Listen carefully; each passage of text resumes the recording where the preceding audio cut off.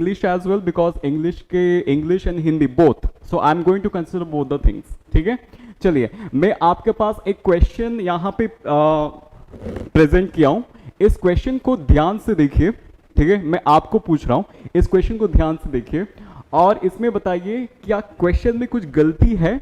Right, in case if you looking at the question, there is a very comprehensive question, काफी थोड़ा लंबा है. ठीक है, ये क्वेश्चन मैं एक्सपेक्ट कर सकता हूँ 2 मार्क्स के लिए. ठीक है, तो 2 मार्क्स के क्वेश्चन के लिए मैं इतना कुछ कैलकुलेशंस है तो उसको हम देखेंगे स्टेप वाइज देखने वाले. Right, so before I go for the calculations just help me out. इस पूरे पैसेज में कहीं आपको गलती नजर आ रहा है? Because we need to read the question very carefully.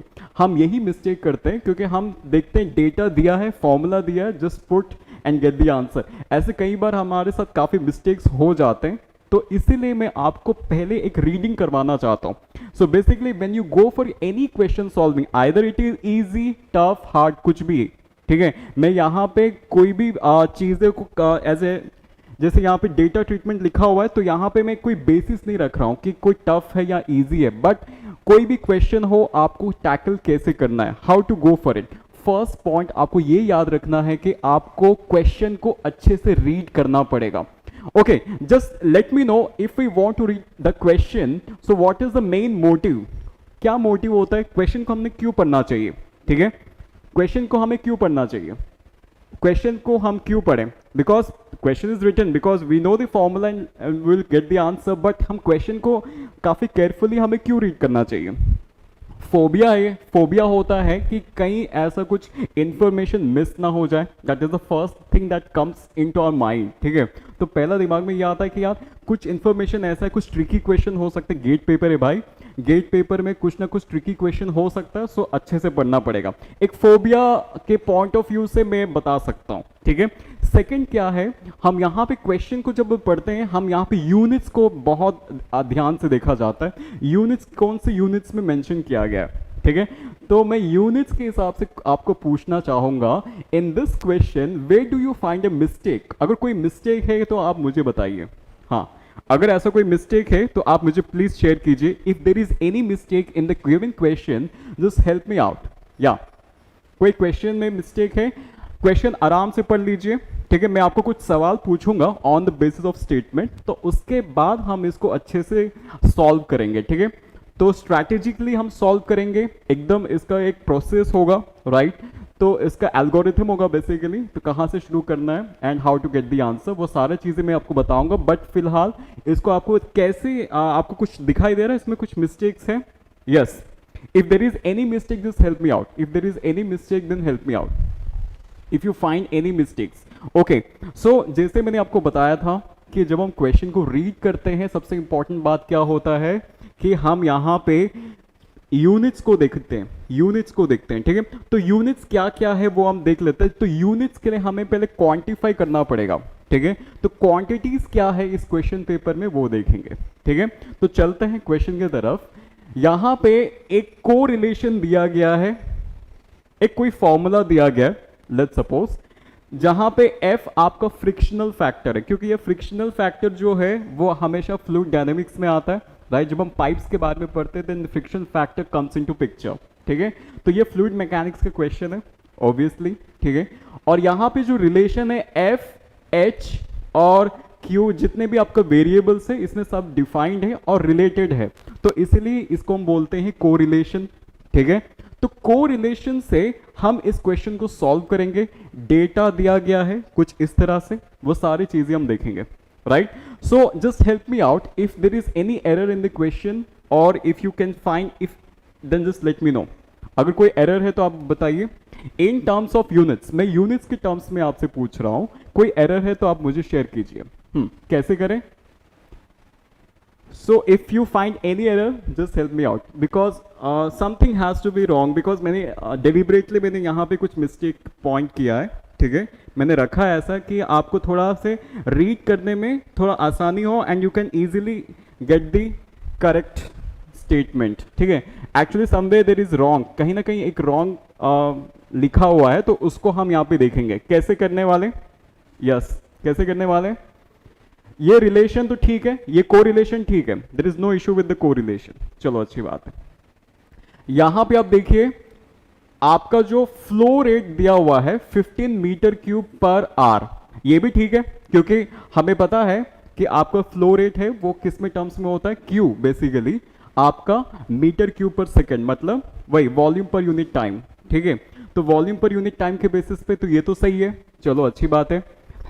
Water दो पॉइंट्स के बीच में ट्रैवल कर रहा है और डिस्टेंस यहां पे दिया गया 500 मीटर्स, मतलब वो यूनिट भी आपका सही है, ठीक है। और साथ ही साथ यहां पे प्रेशर ड्रॉप दिया गया है 10 पावर 5 पास्कल सेकेंड्स, ठीक है। तो यहां पे प्रेशर ड्रॉप का यूनिट में थोड़ा गड़बड़ है, दो you have read the question but the mistake is here itself, ठीक है। तो मिस्टेक कहां पे आ गया, आपका प्रेशर ड्रॉप के यूनिट में आपका मिस्टेक है।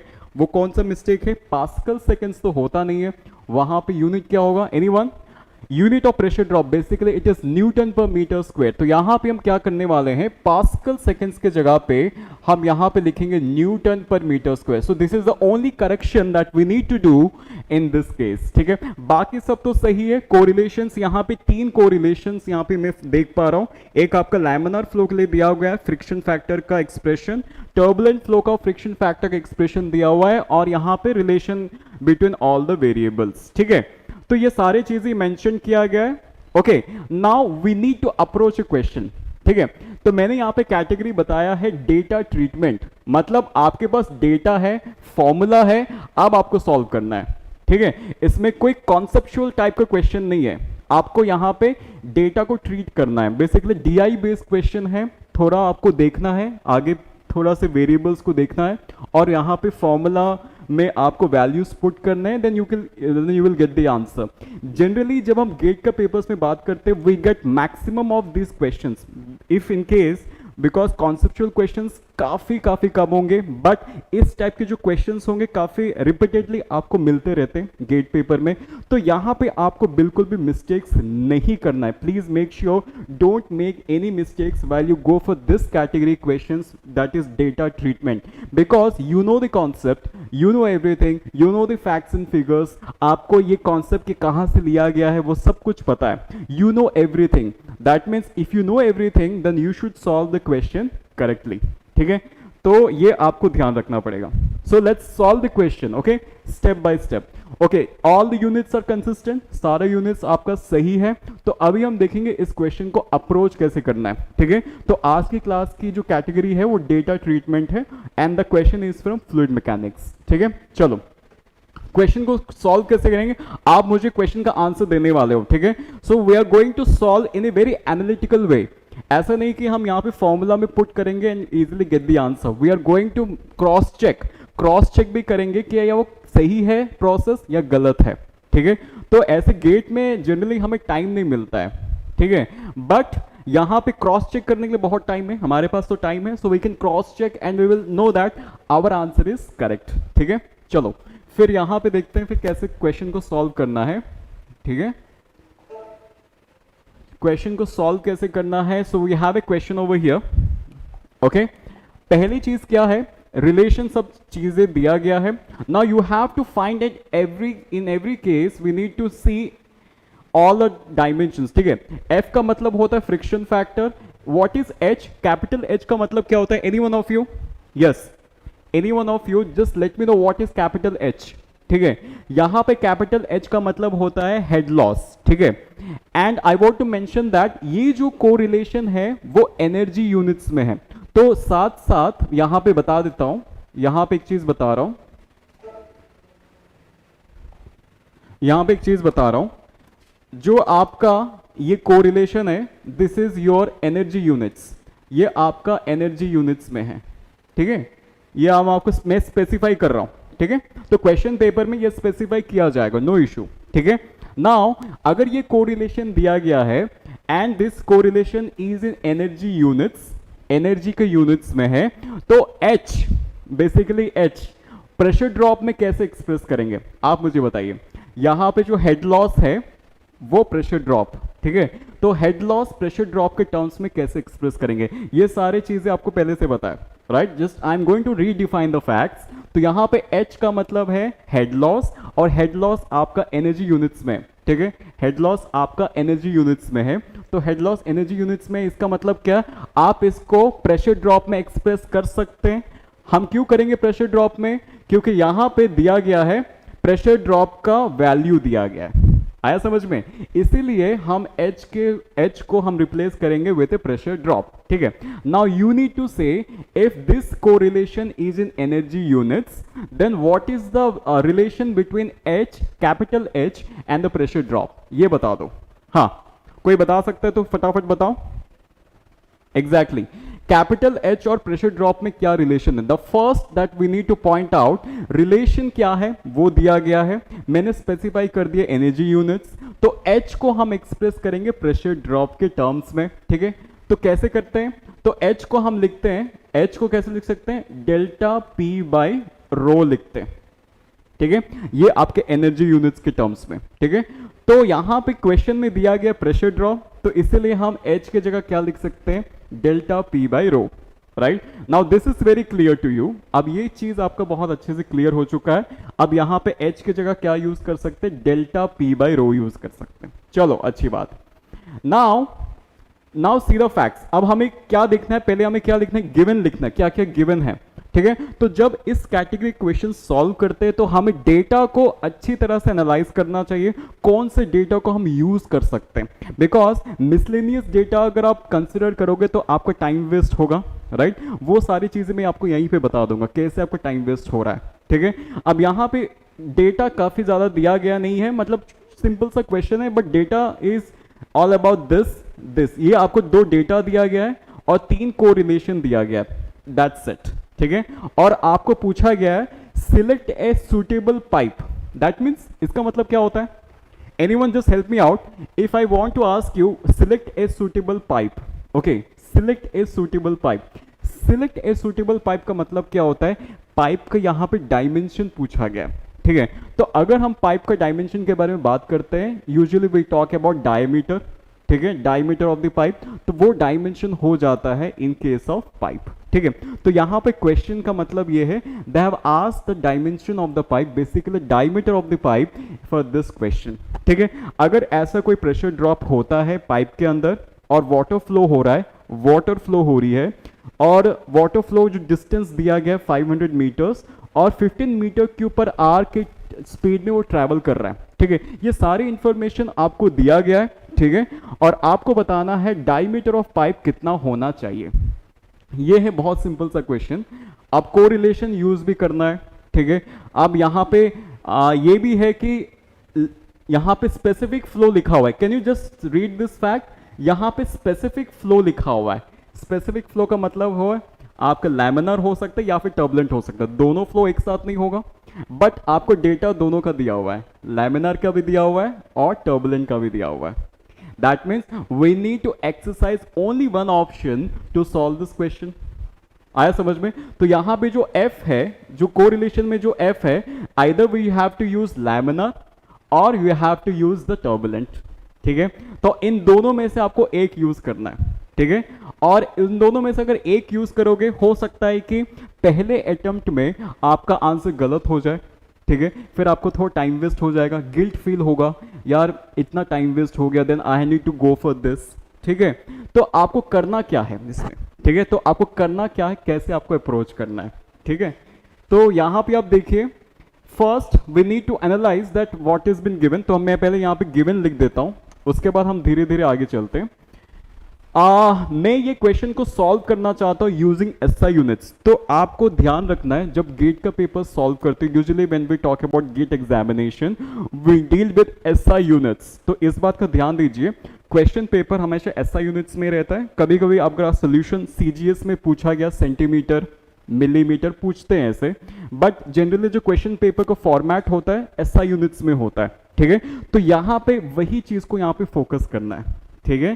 So if you want to solve a question in completely SI system, तो इसका मतलब क्या है, इसमें जितने भी आपका क्वांटिटीज है उन सबके यूनिट्स को एसआई सिस्टम पे कन्वर्ट करना पड़ेगा। That is the first step that we go for this category, ठीक है। तो पहले काम कर लेते हैं, पहले इन सारी यूनिट्स को कन्वर्ट करते हैं in terms of SI units, ठीक है। तो first we need to make sure the SI units for this question, ठीक है। स्टेप नंबर 1, तो यहां पे मैं स्टेप 1 लिख देता हूं। Okay, step 1 unit conversion.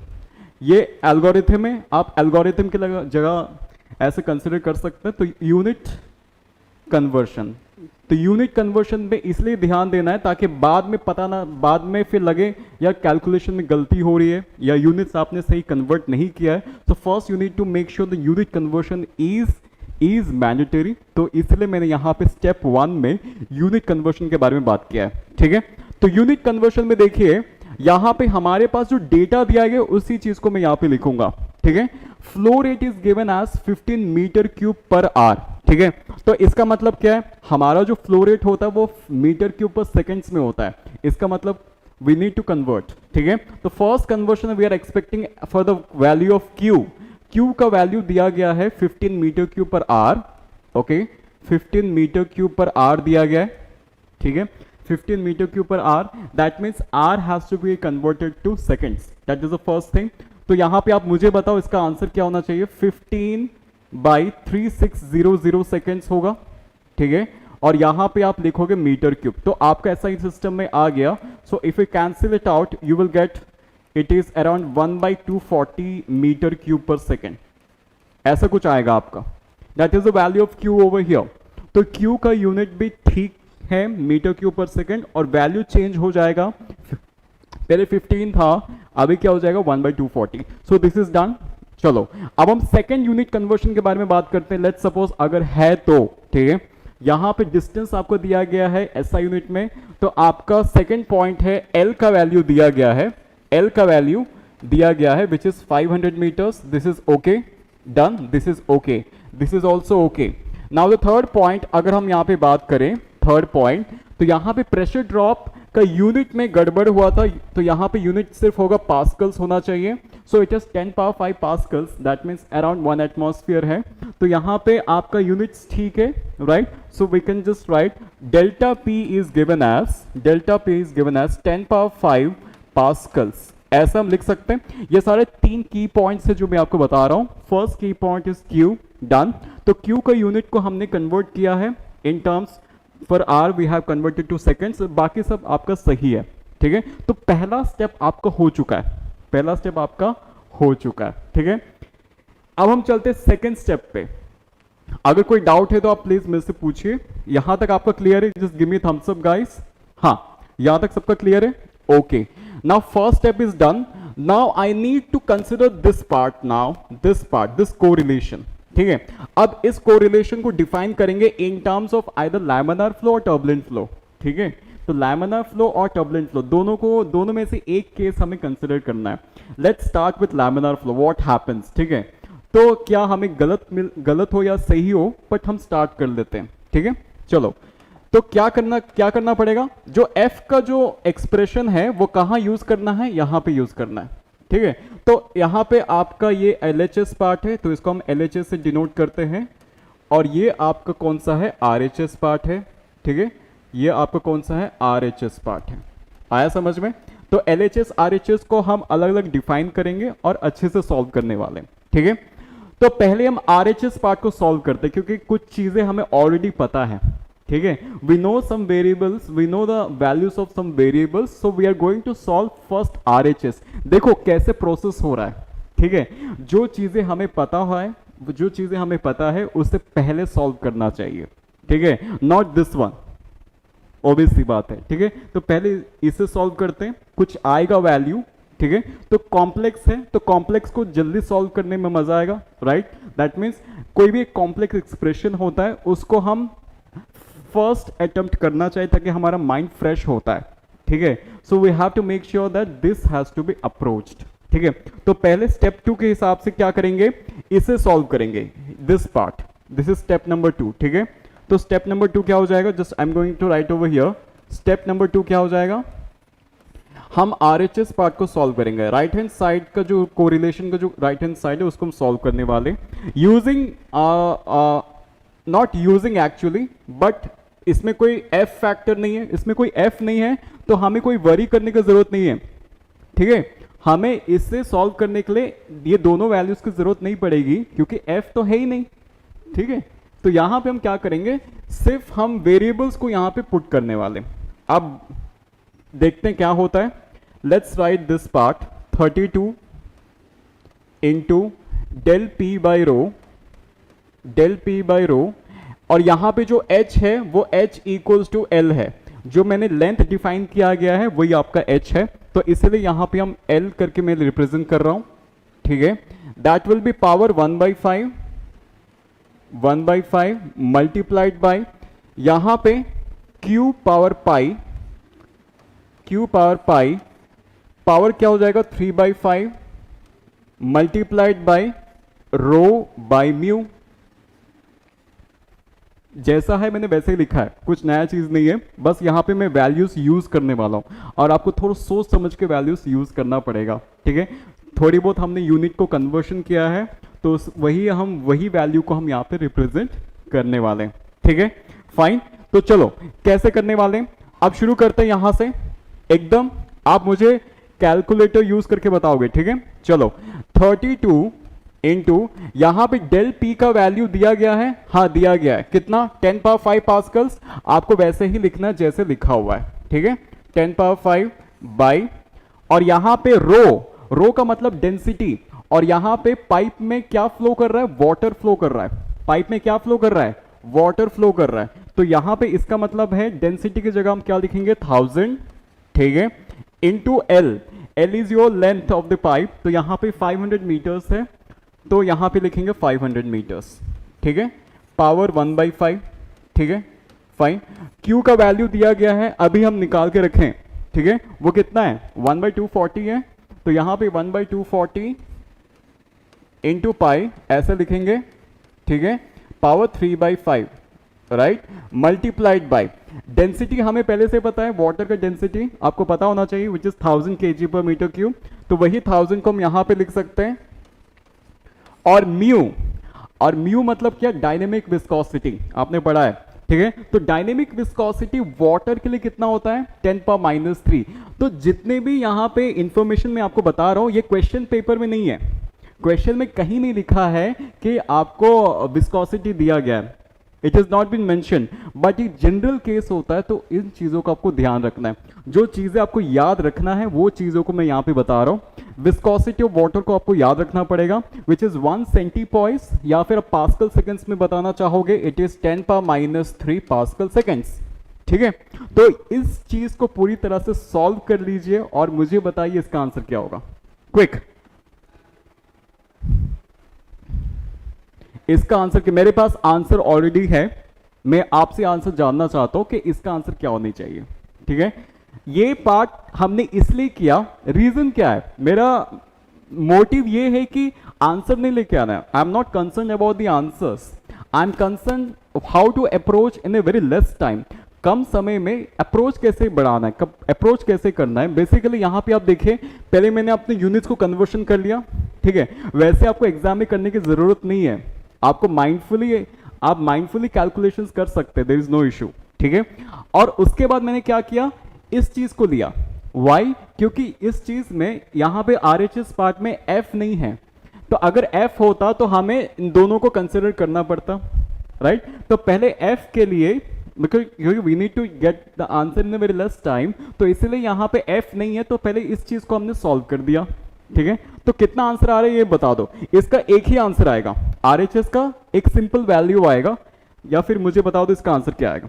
First let me know the answer for this part, जो RHS पार्ट जो अभी मैंने यहां पे लिखा है विथ ऑल द वैल्यूज, यहां पे सारे वैल्यूज को मैंने यहां पे पुट किया है, तो उसके हिसाब से मुझे बताओ इसका आंसर क्या होने वाला है। I am just giving a fill in the blanks, ठीक है, तो आप मुझे जल्दी आंसर बताना, ठीक है। तो ये हो गया आपका स्टेप नंबर 2, ये हो गया आपका स्टेप नंबर 2, स्टेप 1 स्टेप 2 हो चुका है। अब चलते हैं स्टेप नंबर 3। स्टेप नंबर 3 में हमारे पास डाउट है, क्योंकि यहां पे लैमिनार और टर्बुलेंट दो केसेस हैं, ठीक है, तो दोनों केसेस को हमें यहां पे चेक करना पड़ेगा, ठीक है। जो भी केस कंसिस्टेंट होगा वो आपका आंसर है, ठीक है। तो that means for step number 3 we have to invest a lot of time, मतलब आपको थोड़ा टाइम देना पड़ेगा फॉर स्टेप नंबर 3, ठीक है। तो स्टेप नंबर 3 के लिए यहां पे लिख देता हूं, स्टेप नंबर 3 के लिए we need to invest time, जो कम समय में क्या क्या हो रहा है, स्टेप 1 और स्टेप 2 कम समय में हो चुका है, ठीक है। अब उसके बाद जो स्टेप 3 है, हम स्टेप 3 में क्या करने वाले हैं, एलएचएस पार्ट को सॉल्व करेंगे। ठीक है, एलएचएस पार्ट को सॉल्व करेंगे क्योंकि यहां पे एफ है, फ्रिक्शन फैक्टर है, और यहां पे फ्रिक्शन फैक्टर दोनों के लिए है, लैमिनार और टर्बुलेंट। ठीक है, तो पहले हम शुरू करते हैं लैमिनार के लिए। ठीक है, तो इसका कोई आंसर बता सकता है? Anyone just help me out with this answer first. ठीक है, तो मैंने इसलिए फिल इन द ब्लैंक्स रखा है, राइट? एनीवन? या just help me out with this fill in the blanks over here. ये आपका स्टेप 1 और स्टेप 2 दोनों हो चुका है। अब स्टेप 3 पे चलते हैं। स्टेप 3 पे क्या है यहाँ पे? स्टेप 3 में हम LHS पार्ट को सॉल्व करेंगे, विच इज दिस। ठीक है, तो RHS part is having only one answer, इसका कोई कंट्रोवर्सी नहीं है। ठीक है, तो LHS पार्ट में कंट्रोवर्शियल है क्योंकि यहाँ पे लैमिनार और टर्बुलेंट दोनों को हमें टेस्ट करना पड़ेगा, तो यहाँ टेस्टिंग मेथड चलने वाला है, तो इसीलिए डेटा को ट्रीटमेंट कैसे करें, राइट? तो यहाँ पे यहीं पे बात आती है डेटा को ट्रीट कैसे करना है। लैमिनार पहले ले लीजिए क्योंकि सिंपल सा एक्सप्रेशन है, फटाफट आपको पता चल जाएगा, एक्सप्रेशन जल्दी सिंप्लीफाई हो जाएगा। ठीक है, तो लैमिनार को पहले कंसिडर करते हैं फॉर स्टेप नंबर 3। ठीक है, लैमिनार को कंसिडर करते हैं फॉर स्टेप नंबर 3। लैमिनार में आपका एफ दिया गया है 16/RE, ये सबको पता है, बट स्टिल क्वेश्चन पेपर में दिया गया है। ठीक है, क्वेश्चन पेपर में स्टिल इट इज गिवन। ठीक है, तो लैमिनार के लिए f का वैल्यू है 16/RE, उस चीज को हम यहां पे LHS में यूज करने वाले हैं। ठीक है, तो LHS में यूज करेंगे तो क्या होगा, क्या होगा? इट इज RE और f के जगह हम क्या लिखेंगे, और f के जगह क्या लिखेंगे हम? 16/RE। I hope I am right here, it is 1/5, आप ऐसे लिख सकते हैं। ठीक है, तो ये हो जाएगा आपका एक्सप्रेशन, मैंने यहां पे यूज कर लिया है ये लैमिनार के लिए। और टर्बुलेंट के लिए अगर हम बात करें, टर्बुलेंट के लिए यहां पे बात करें, टर्बुलेंट का दिया गया f इक्वल्स टू दिया गया कितना, ये जो एक्सप्रेशन है, ठीक है, 0.046 दिया गया है, रेनॉल्ड्स नंबर दिया गया है 1/5। यहां पे अच्छे से देख लीजिए। ठीक है, सॉल्व करना है तो सबसे इंपॉर्टेंट बात है, ये तो पता चल गया। अब यहां पे देखेंगे टर्बुलेंट केस के लिए। ठीक है, तो टर्बुलेंट केस के लिए जो f है उसको हम यहां पे यूज करेंगे, LHS पार्ट में दिया गया है, तो क्या होगा? RE तो लिखने ही वाले हैं, RE will be as it is. ठीक है, RE वैसे के वैसे हम लिखेंगे। ठीक है, RE को हम वैसे के वैसे लिखने वाले हैं, मल्टीप्लाइड बाय हम क्या करने वाले हैं, f को यहां पे रिप्लेस करेंगे फॉर दिस एक्सप्रेशन एज 0.046, ठीक है, इंटू रेनॉल्ड्स नंबर 1/5। ठीक है, पावर 1/5, क्योंकि यहां पे ये एक्सप्रेशन यहां पे 1/5 दिया गया है और साथ ही साथ यहां पे पावर भी 1/5 है, तो मैंने इसलिए यहां पे इसको इस तरह से लिखा है। ठीक है, अब इन दोनों को थोड़ा सिंप्लीफाई करना है, इसमें कोई आंसर नहीं आने वाला है, क्योंकि सिर्फ रेनॉल्ड्स नंबर लिखा हुआ है ना, तो रेनॉल्ड्स नंबर वेरिएबल की तरह वैसे ही रखना पड़ेगा। ठीक है, क्योंकि हमें जो रेनॉल्ड्स नंबर मिलेगा उसके हिसाब से डिसाइड करेंगे कि ये क्वेश्चन लैमिनार का है या फिर टर्बुलेंट का है। ठीक है, तो उसके बेसिस पे डिसाइड करने वाले हैं। ठीक है, तो कैसे करने वाले, how to do for this? इसका आंसर आपने बताया है something you getting as 27। I am writing the answer, just cross check आपका कितना आ रहा है, 27,214 समथिंग आएगा इसका आंसर, या फिर if you round of it is 27,215 something, ऐसा कुछ आएगा इसका answer, which is for the RHS part. ये पूरा RHS के लिए है, ये पूरा RHS के लिए है। ठीक है, और यहां पे हम स्टेप 3 में हम डिसाइड करेंगे whether the flow is laminar और टर्बुलेंट, क्योंकि हमें LHS और RHS को इक्वेट करने से रेनॉल्ड्स नंबर मिलेगा। Are you getting my point? Let's check. अब टर्बुलेंट को हम यहां पे सिंप्लीफाई करते हैं। Let's suppose RE root over नहीं लिखेंगे, इसको पावर में रिमेन करते हैं, इसको 0.046 पावर 1/5 और यहां पे लिखेंगे रेनॉल्ड्स नंबर 1/25 लिख सकते हैं। मैंने सिंप्लीफाई किया, ज्यादा कुछ नहीं है, मैंने बस सिंप्लीफाई किया है। ठीक है, उसके बाद इसका जो वैल्यू है वो आपको लिखना पड़ेगा, क्योंकि ये हम इसको एनालिटिकली निकाल सकते हैं। और Reynolds number 1 minus 0.1/25, okay, into 4, right, 0.04 हो जाएगा। तो यहाँ पे रेनॉल्ड्स नंबर समथिंग एज आ जाएगा 0.96 आएगा। 1 माइनस 0.04, यहाँ पे 1 है, यहाँ पे 0.04 है, राइट। माइनस माइनस होना चाहिए, please make sure it is minus, ये आपका माइनस है, ठीक है, माइनस है, माइनस है। सो एक करेक्शन है यहाँ पे माइनस होगा, मेक ए करेक्शन, ठीक है, यहाँ पे माइनस होगा, make a correction and let me know. और ये एक्सप्रेशन आपका खो जाता है something as I have the value which is something as 0.54। तो मैं यहाँ पे एक्सप्रेस बस कर रहा हूं, बाकी आप चेक कर लेना। मैं टर्बुलेंट के लिए बता रहा हूं, it is something as 0.54, Reynolds number 0.96, ऐसा कुछ आने वाला है, ठीक है। और हम लैमिनार के बारे में बात करें, वो बहुत सिंपल है। तो लैमिनार के बारे में बात करेंगे, it is something as something, I think it is something Reynolds number 1/5, ये रेनॉल्ड्स नंबर समथिंग 0.8 आएगा and with some number, just let me know with the number, okay. Calculation आप करिए फिर मुझे बताइएगा, ठीक है। स्टेप नंबर 3 में दो चीजें हमें पता चला, एक्सप्रेशन सिर्फ निकाल के रखें क्योंकि उन एक्सप्रेशंस में रेनॉल्ड्स नंबर लिखा हुआ है। यहां तक सबका क्लियर है? यहां तक सबका क्लियर है? दिस टू थिंग्स, ठीक है। चलो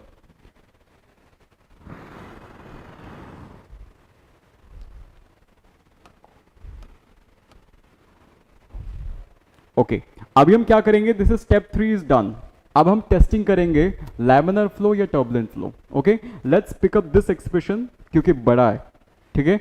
जो कॉम्प्लेक्स एक्सप्रेशन है, do not have any fear, just go and face and go and do the calculation. If it is bit complicated तो आप उसको पहले अटेम्प्ट करने की कोशिश कीजिए, ठीक है। Don't go for the easy ones. तो यहाँ पे मैं टर्बुलेंट के लिए मैं लेके चलता हूँ। तो यहाँ पे LHS और RHS को इक्वेट करेंगे और वहां से आपका क्या आएगा, रेनॉल्ड्स नंबर। जैसे आपको रेनॉल्ड्स नंबर पता चलेगा then we will be specifying the flow whether it is laminar और टर्बुलेंट, ठीक है। तो यहाँ पे LHS और RHS को हम करते हैं फॉर टर्बुलेंट कि क्या हमारा एजम्पशन सही है, टर्बुलेंट केस का एजम्पशन सही है। So this has to be equated with this which is 0.54 Reynolds number 0.96 that will be equals to 27,215। मैंने यहाँ पे नंबर लिख लिया है, सोल्यूशन मैंने यहाँ पे दे दिया है, तो उसके हिसाब से रेनॉल्ड्स नंबर आपको पता चल जाएगा, ठीक है। रेनॉल्ड्स नंबर आपको यहाँ पे पता चल जाएगा। तो रेनॉल्ड्स नंबर बता दो यार कितना आ रहा है, रेनॉल्ड्स नंबर बता दो कितना आ रहा है, ठीक है। आप चेक कर लेना, लैमिनार के लिए भी आप चेक करो और मुझे बताना बाद में, ठीक है। तो लैमिनार के लिए मैं आपको होमवर्क देता हूं, ठीक है। तो लैमिनार केस में इनकंसिस्टेंसी आएगा, मैं इतना बता देता हूं। लैमिनार केस के लिए इनकंसिस्टेंसी इसीलिए आएगा क्योंकि लैमिनार में हमारा जो फ्लो में रेनॉल्ड्स नंबर होता है वो 2100 से कम होता है, ठीक है। तो आपके आंसर अगर हम सॉल्व करते हैं यूजिंग द लैमिनार कंडीशंस तो आपको वहां पे Reynolds number something a very big number आपको देखने को मिलेगा, राइट। तो इसीलिए यहां पे अजम्पशन लैमिनार के लिए गलत हो जाता है, ठीक है। तो that's why the turbulent is going to be correct for this question. तो अगर इसको सॉल्व करते हो, right, we have an answer which is something as, we have an answer as 79,000 और समथिंग। अगर आपने सॉल्व किया है just help me out, it is 79,129, मतलब रेनॉल्ड्स नंबर सही है, ठीक है। तो इसका मतलब क्या, कंसिस्टेंसी आ रहा है, ठीक है।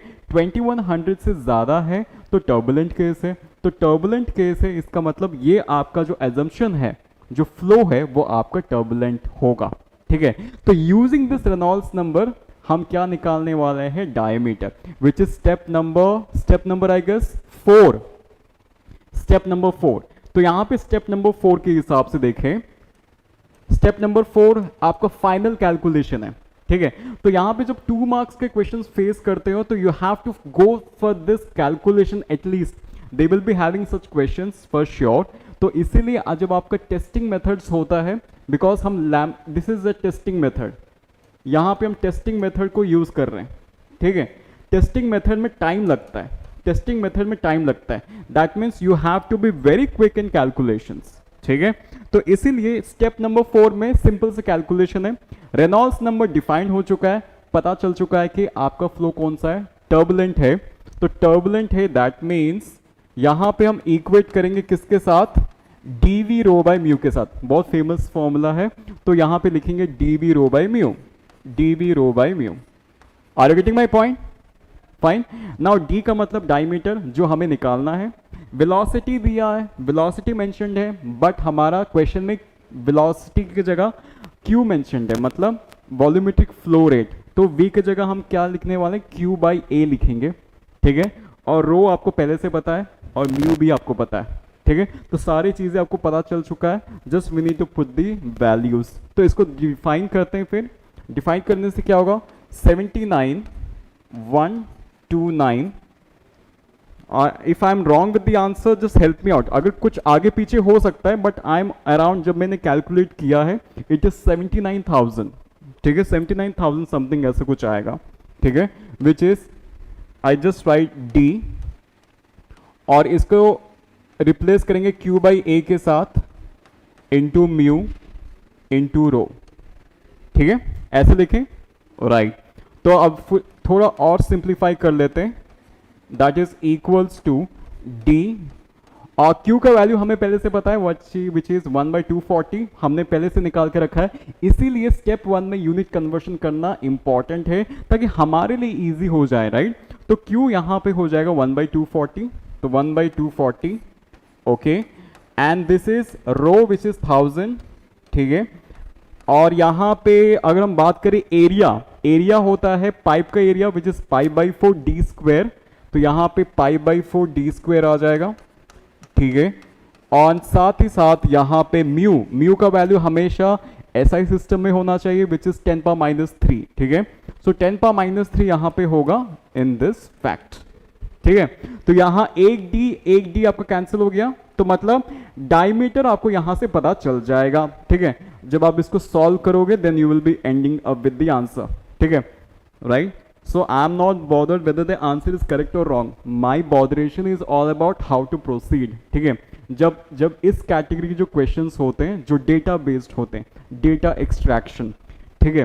तो डेटा एक्सट्रैक्शन प्रोसेस कहां आपको देखने को मिल रहा है, स्टेप नंबर 3 पे, क्योंकि when you find two cases, one is laminar or turbulent, you have to go for both the cases in a very fast way, क्योंकि आपको सब कुछ पता है, आपको यहाँ पे स्पीड एंड एक्यूरेसी का टेस्ट हो रहा है इन दिस स्टेप नंबर 3, ठीक है। अगर यहाँ पे अगर आप अच्छे से कर लेते हो मतलब आपका आंसर सही होगा, in case if you don't have any silly mistakes, ठीक है। सिली मिस्टेक्स यहाँ पे बिल्कुल नहीं होनी चाहिए, आप जितना ज़्यादा सॉल्व करते हो उतना आपको मिस्टेक्स थोड़ा कम हो जाता है, सिली मिस्टेक्स, ठीक है। तो यहाँ पे सिली मिस्टेक्स के बारे में बात नहीं कर रहा हूँ, बट बेसिकली जो अप्रोच है, आप हमेशा अप्रोच को एक स्ट्रॉन्ग इंट्यूशन रखिएगा कि मुझे पहले टफर पार्ट, जो टफ पार्ट होता है क्वेश्चन का, उसको पहले सॉल्व करना है, ठीक है। जो अवेलेबल डेटा है उसको लेके सॉल्व करना है, ओके। तो do not go for any randomness, ठीक है। तो रैंडमनेस इसमें कुछ भी नहीं है, स्टेप वाइज प्रोसेस बहुत इंपॉर्टेंट है। कन्वर्शंस हम पहले से कर चुके हैं, इसलिए हमें यहाँ पे कोई दिक्कत नहीं हो रही है, क्योंकि हम क्यू के जगह हम आराम से लिख सकते हैं 1/240, ठीक है। तो इसलिए मैंने यहाँ पे आराम से 1/240 लिख दिया, ताकि कैलकुलेशंस जब आप कैलकुलेटर यूज करते हो ना, तो आपको कन्वर्शन नहीं करने की जरूरत है सच बिग नंबर्स, ठीक है।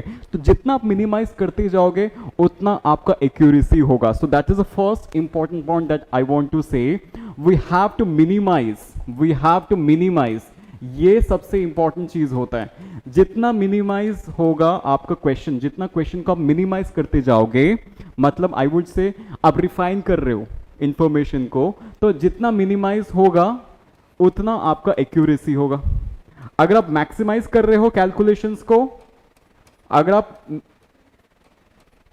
कैलकुलेशंस को मैक्सिमाइज कर रहे हो, that means you are going to get a very weird answer जो आप एक्सपेक्ट नहीं करोगे, और वो भी गलत हो जाएगा, ठीक है। तो इसीलिए the most important motive for solving the question is to minimize the calculation. In order to minimize the calculation, we have to make sure first we need to attack what is been given to us.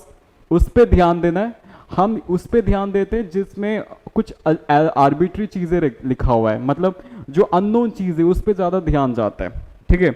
तो हमारा जो curiosity होती है यार, उसमें क्या है, right. Do not go for any random thoughts. तो इस थॉट प्रोसेस को थोड़ा सा ध्यान रखना है, ठीक है। तो थॉट प्रोसेस के लिए आपको ये देखना पड़ेगा, मिनिमाइज का ऑप्शन चेक करना पड़ेगा। जितना आपका मिनिमाइजेशन होगा उतना एक्यूरेसी लेवल्स बढ़ते जाएगा, क्योंकि when we solve this question, when we solve this part, very easy numbers, बहुत इजी नंबर्स है, ये बहुत जल्दी हो जाएगा, ठीक है।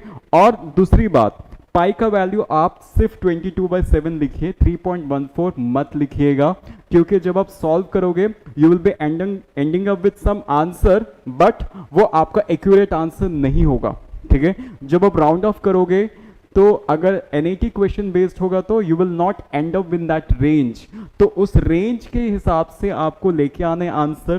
That means do not round of anything. जैसे कोई पाई का वैल्यू है तो 22/7 ही लिखना, okay, because if you use pi value के कैलकुलेटर में पाई का वैल्यू आप आराम से टाइप कर सकते हैं। So just we need to type and get the answer which is correct, ठीक है। इसमें कोई सिली मिस्टेक प्लीज मत कीजिए, ठीक है। तो ये आपका आंसर आ जाएगा, और आंसर किस में आना चाहिए, मीटर्स में आना चाहिए। लोगों को यहीं पे कंफ्यूजन होता है कि आंसर किस में आ रहा है। You have lot many calculations, आपने बहुत कैलकुलेशंस कर दिया है और आपको पता ही नहीं है कि आपका आंसर कौन से यूनिट्स में आ रहा है।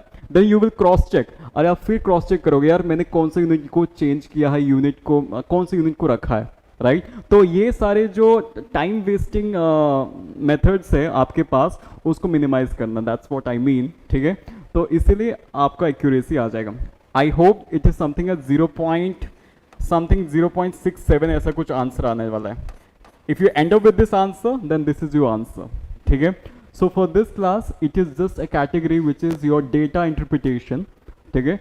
एक डेटा को एक्सट्रैक्ट करना है, we have a very long process, मतलब मैंने जो किया है काफी लंबा तरीके से किया है, बट ये कैलकुलेशन आप थोड़ा फास्ट कर सकते हो, ठीक है। मैंने बस प्रोसेस बताया आपको, कौन सा process. For this process we have to make sure कि आपका डायमीटर सही आना चाहिए, आपका आंसर सही आना चाहिए, बट आप कौन सा प्रोसेस फॉलो करते हो वो आपके ऊपर है, ठीक है। शॉर्टकट्स आपके पास होगा, सबके पास अपना अपना शॉर्टकट्स होता है, राइट। तो उन शॉर्टकट्स को आप यूज कीजिए, ठीक है। जितना फ्रीक्वेंटली आप यूज करोगे आप यूज टू हो जाओगे, स्टेप्स को रिड्यूस कर सकते हो। So that's what you have to take care, ठीक है। तो दैट मीन्स हर स्टेप में आपको ध्यान देना है, कैलकुलेशंस में सिली मिस्टेक्स करना नहीं है। ये आपकी रिस्पॉन्सिबिलिटी है, ये मेरी रिस्पॉन्सिबिलिटी बिल्कुल भी, ये किसी की भी नहीं है। आप एग्जाम लिखोगे तो आपकी रिस्पॉन्सिबिलिटी होगा सिली मिस्टेक्स नहीं करना, right. So that means you have to make sure कि हर एक चीज आपको स्पेसिफाई करना है, ठीक है। So this is all about only one question for today's class. कल की क्लास में हम दोबारा नए क्वेश्चन या नए टाइप वैरायटी, तो मैं यहाँ वैरायटी के बारे में बात कर रहा हूँ, तो वैरायटी के बेसिस पे हम क्वेश्चंस को डिफाइन करेंगे। सो this is all about the class, thank you.